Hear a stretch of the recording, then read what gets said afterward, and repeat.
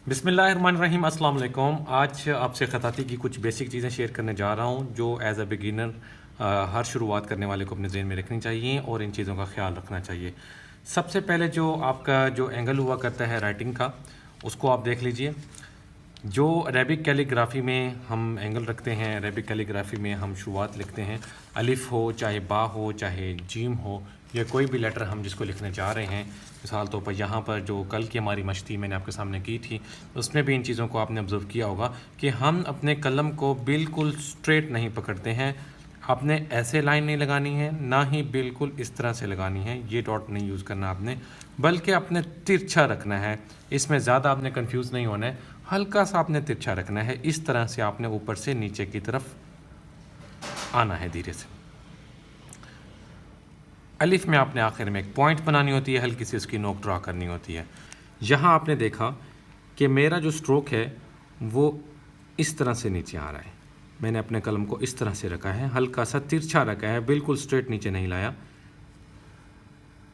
उम्मीद करता हूँ ये आपको पॉइंट समझ में आया होगा जी। कुछ ऐसा करते हैं कि जो बिल्कुल इस तरह पकड़ लेते हैं, ऐसे भी नहीं पकड़ना कलम को और इस तरह से भी नहीं नीचे खींचना, बल्कि कोई भी लेटर होता है जो अरेबिक कैलीग्राफी का, उसको आपने इस तरह से उसकी शुरुआत लेनी होती है और इस तरह से उसको नीचे की तरफ लाना होता है या उसका ख़त खींचना होता है जी। माशाल्लाह। दूसरी जो अहम बात है वो ख़ताती के हवाले से वो मैं आपको बता दूं कि आपकी जो बैठने की पोजीशन हो वो इंतहाई कंफर्टेबल होनी चाहिए। ऐसी पोजीशन ना हो कि जिसमें आप ख़ुद कंफर्टेबल नहीं हैं। अगर आप ख़ुद कंफर्टेबल नहीं है तो फिर आपकी जो ख़ताती की परफॉर्मेंस है वो मुतासिर यकीनन होगी।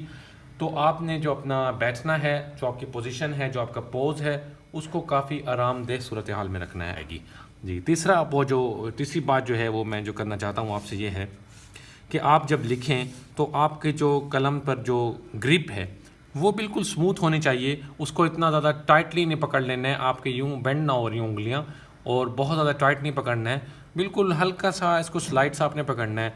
और उसमें यह है कि स्ट्रेस ज़्यादा ना दें अपनी उंगलियों पर और ना ही पेज पर ज़्यादा स्ट्रेस दें, उससे भी आपकी परफॉर्मेंस जो है ना वो अच्छी नहीं होगी। हल्का सा आप फ्लो रखें, हल्का सा उसमें जो है स्ट्रेस दें, ज़्यादा स्ट्रेस आपने नहीं देना है। जितना आप उसको नरम रखेंगे, हाथ की ग्रिप को लूज़ रखेंगे या उसको स्मूथ रखेंगे तो आपकी परफॉर्मेंस उतनी अच्छी होती जाएगी जी। माशाल्लाह। तो नेक्स्ट जो बात है जो मैंने आपसे करनी है वो आपका कलम पकड़ने का तरीका होता है। कलम पकड़ने का कैसे तरीका होना चाहिए, मैं थोड़ा सा बड़ा कलम उठा लेता हूँ ताकि आपको वाज़े समझ में आता जाए वीडियो में।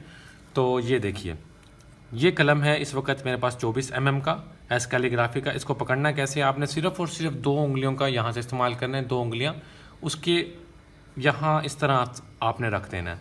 और जो इसकी बैक साइड है वो आपकी इन 2 हड्डियों के दरमियान में आएगी, हाथ की इन 2 हड्डियों के दरमियान में आएगी। इस जगह जो नरम हिस्सा है इससे थोड़ा सा ऊपर यहाँ आप रख लेंगे, इसको यहाँ रख लेंगे।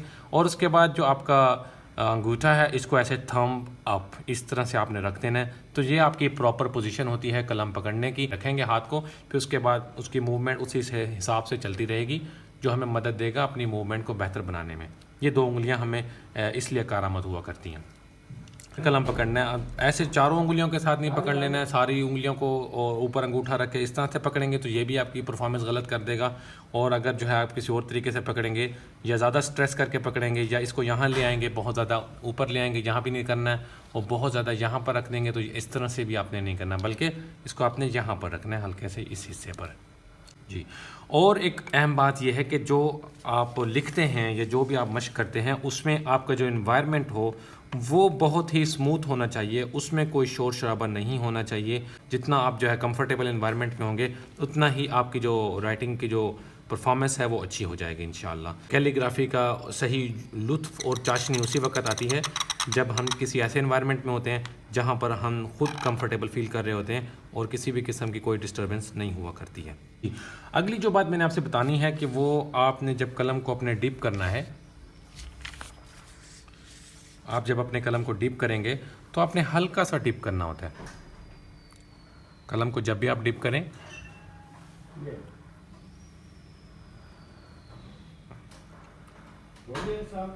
ये देखिए, ये मेरा इंक पॉट है और इसमें मैं कलम को डिप कर रहा हूँ बिल्कुल स्लाइड सा।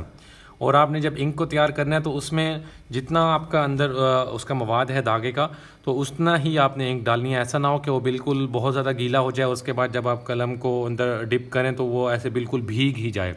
तो भिगोना नहीं होता, बल्कि हल्का सा बस उसके ऊपर कलर आना चाहिए, उसके ऊपर इंक आनी चाहिए, इतनी हद तक आपने भिगोना होता है ना। उसके बाद अगर तो ज़्यादा लग गया तो आप अपने कलम को इस तरह से हल्का सा पूंछ लें, हल्का सा ऐसे पूंछ लें। और ख़ताती में जो सबसे अहम बात है वो ये है कि आपको लॉट्स ऑफ पेशेंस रिक्वायर होता है।